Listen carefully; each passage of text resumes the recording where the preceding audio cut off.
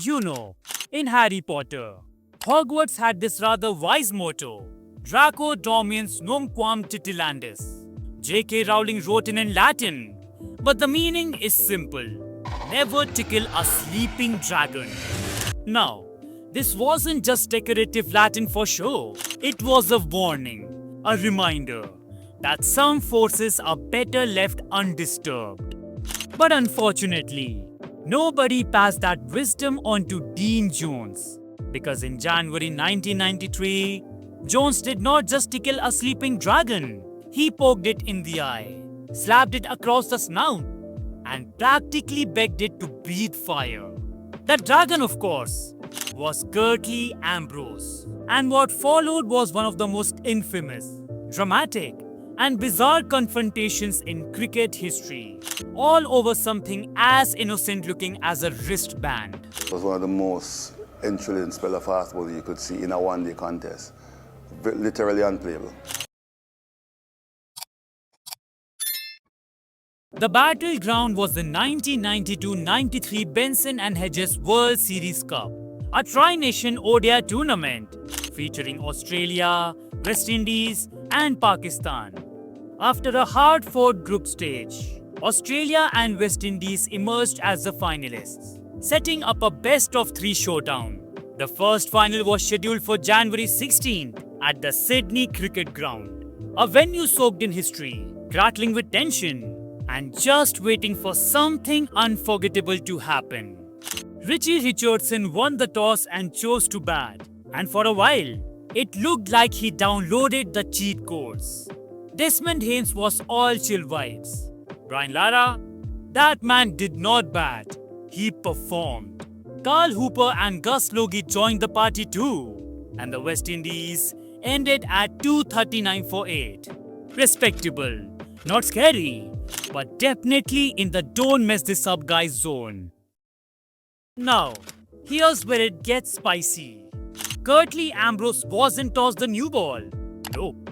Instead, Richie Richardson threw everyone a googly, gave Ian Bishop one end, and handed the first over to Phil Simmons.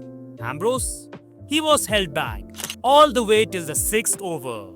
But when he finally entered the scene, it was like watching a thunderstorm walk in. Tall, silent, electric, and ready to strike. Ambrose wasn't in a jovial mood that day. Maybe it was the delayed introduction. Maybe it was something else. But he looked mean. Mark Taylor and David Boone approached him cautiously. They played watchfully, slowly building a partnership. But at 41, the partnership broke. Boone, trying to cut Ambrose, only managed to edge it to the keeper. And that's when Dean Jones walked in. To truly understand what happened next, you need to understand where Dean Jones was. Not just on the pitch, but in his head. Just one game ago, Wasim Akram broke his thumb. Then Mushtaq Ahmed bowled him for 13. And to add insult to injury, he just found out he wasn't picked for the upcoming test in Adelaide.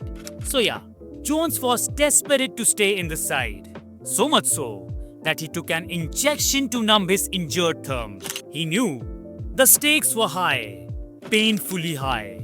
Pissed off is what Jones called it later, which in Australian English translates to, I'm about to make some very questionable decisions. Sitting alone, watching the opener struggle, something in Jones snapped into gear.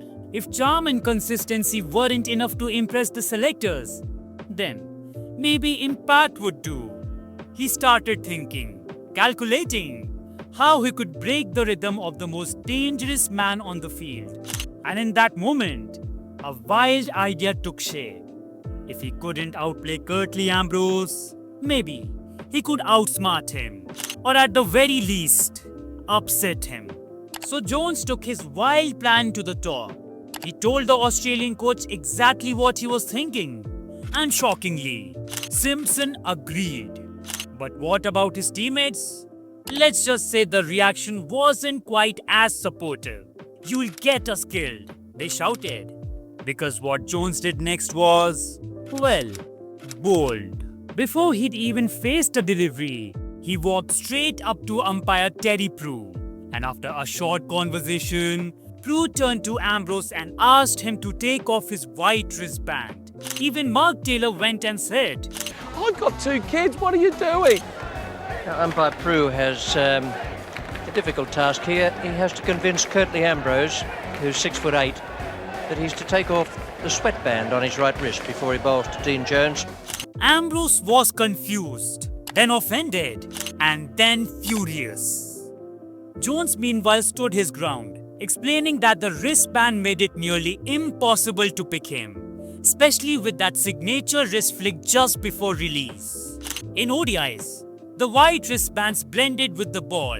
In tests, the red ones did the same. It made the ball hard to spot and the delivery even harder to read. But Ambrose wasn't buying any of it. And for a moment, it looked like things might spiral out of control. The umpire tried to calm him down, but the big man stood his ground, refusing to take off the wristband. That's when Richie Richardson stepped in and somehow convinced Ambrose that the best revenge wasn't words or rage. It was the ball. "You should never wake a sleeping lion," were the exact words the big man said to the audacious Australian. But folks, the lion was already wide awake and hungry. What followed wasn't bowling, it was therapy. For Curtly, of course, rage therapy. The next 3 balls were the quickest, fastest deliveries you'll ever see in your life. And I was furious, and I thought, well, Dean Jones is in trouble. And right away I started bowling a lot quicker. I really wanted to knock him out. Yeah. The first ball was fast and full, crashing into the pads, and Ambrose erupted, arms out, voice booming, appealing for LBW. But umpire Terry Prue stood firm, unmoved, and turned it down. Curtly didn't argue, he just stared, cold and simmering.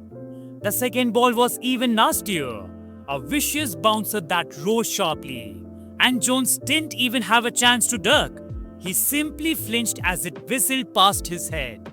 Too quick to react, too close for comfort. But by now, Ambrose wasn't just bowling, he was hunting. And Jones, he was trapped in the lion's den with nowhere to hide. Ironically, it was Mark Taylor, the one who warned Jones not to poke the bear, who couldn't survive the heat.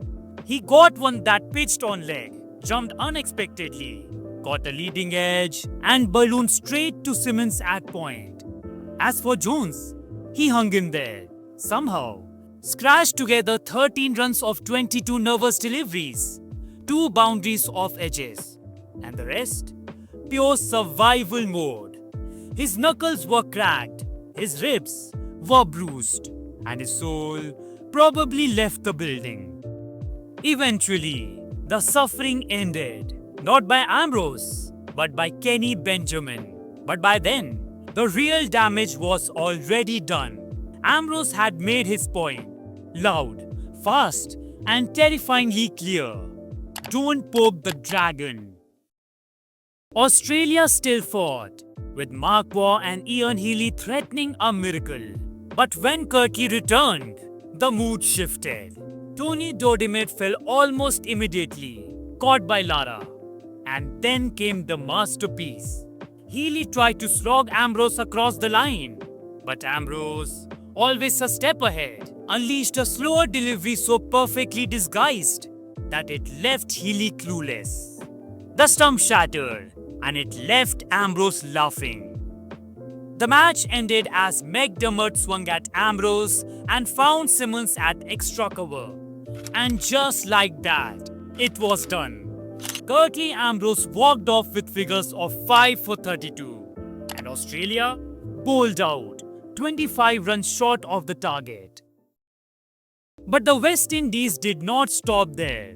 In the second final at the MCG, Ambrose struck again, 3 for 26 as Australia crumbled for 147. Lara and Hooper chased it down and sealed the series 2-0. And Ambrose, unsurprisingly, was the player of the finals. I think Dino regretted it because obviously didn't know Curtly Ambrose very well. So, yes, I made a mistake. And so, the wristband incident became more than just a quirky footnote. It became a cautionary tale. A reminder of what happens when you poke the wrong beast at the wrong time.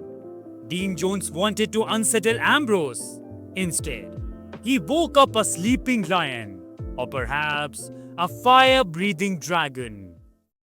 So guys, that's it for today's video. If you wish to watch Ambrose's legendary 7 for 1 at the Waka, or want to witness Viv Richards' masterclass of 1979, click on the videos being displayed on your screen. Don't forget to like, share and subscribe to my channel for more videos like this. Until next time, keep watching this beautiful game. See you soon.